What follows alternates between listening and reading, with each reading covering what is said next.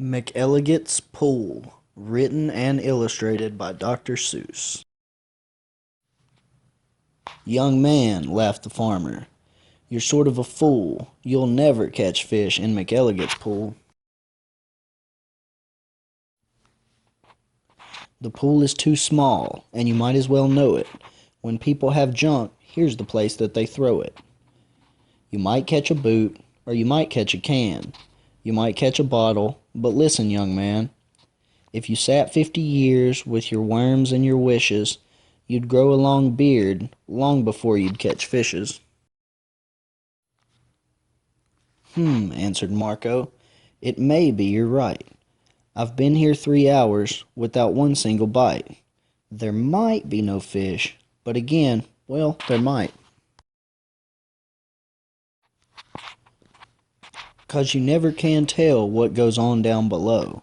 This pool might be bigger than you or I know.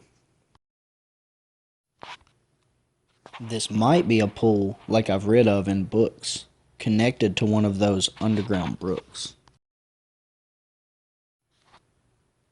An underground river that starts here and flows right under the pasture, and then, well, who knows? It might go along down where no one can see, right under State Highway 203, right under the wagons, right under the toes of Mrs. Umbroso, who's hanging out clothes. It might keep on flowing, perhaps, who can tell? Right under the people in Sneeden's Hotel, right under the grass where they're playing croquet, then under the mountains and far, far away. This might be a river, now mightn't it be, connecting McElligot's pool with the sea. Then maybe some fish might be swimming toward me. If such a thing could be, they certainly would be.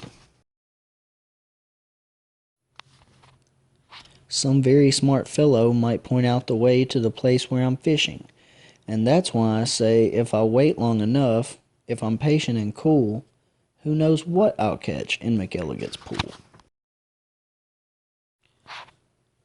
I might catch a thin fish, I might catch a stout fish, I might catch a short or a long, drawn out fish. Any kind, any shape, any color or size. I might catch some fish that would open your eyes. I won't be surprised if a dogfish appears, complete with a collar and long floppy ears, woofing along, and perhaps he might chase a whole lot of catfish right straight to this place. I might catch a fish with a pinwheel-like tail.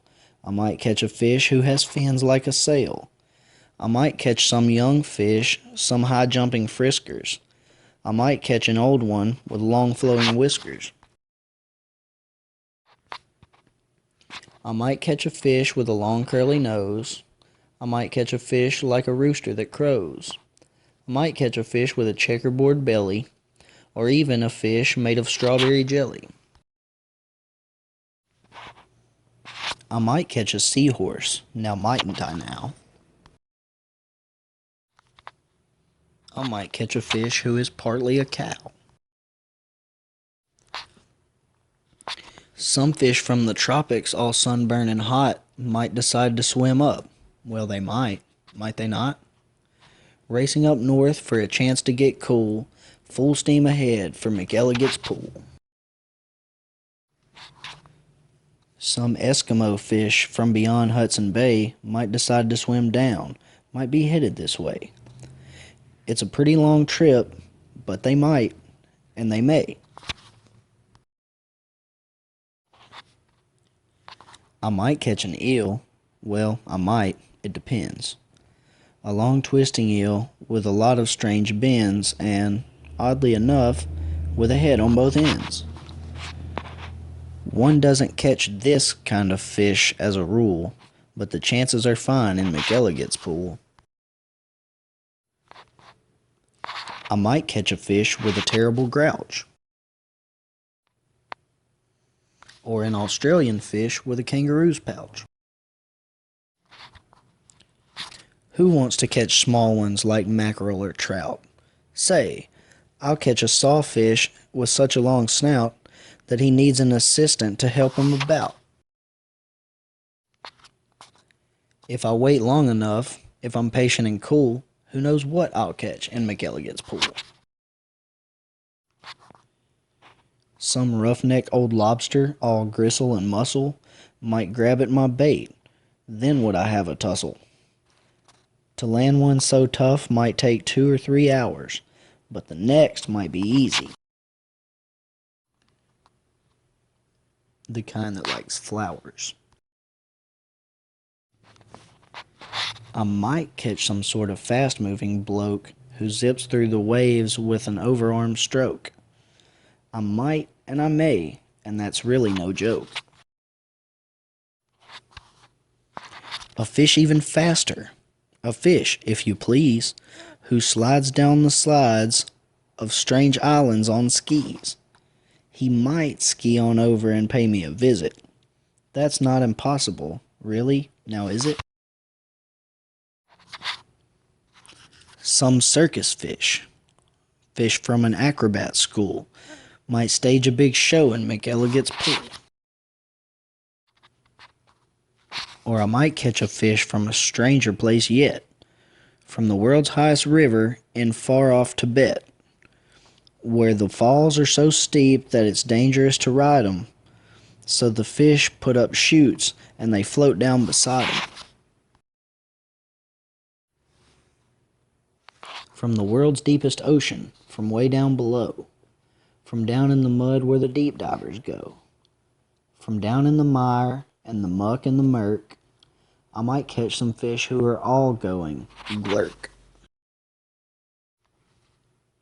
Whales. I'll catch whales. Yes, a whole herd of whales, all spouting their spouts and all thrashing their tails. I'll catch 50 whales, then I'll stop for the day, 'cause there's nothing that's bigger than whales, so they say.